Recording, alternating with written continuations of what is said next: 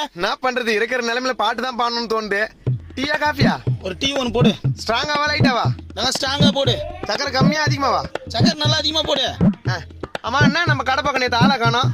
அது ஒன்றும் இல்லை மாப்பிள்ள, ஹாஸ்பிட்டலுக்கு போயிருந்தேன். ஏன் என்னாச்சா? சுகரு.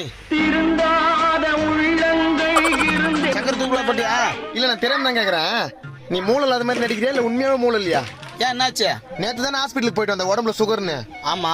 அப்படின்னா ஆத்திரம். அடுத்த நாளே டீல சர்க்கரை அதிகமா கொட்ட சொல்ற. என்ன பண்றது, சக்கரை அதிகமா போட்டு குடிச்சா எனக்கு ரொம்ப பிடிக்கும். அதுதான் மனுஷ புத்தியே.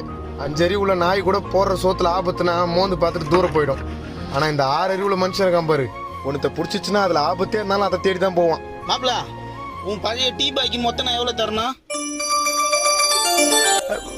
பழைய பாக்கி 450, இன்னொரு சேர்த்து 465. அடுத்த மாசம் தரேன்.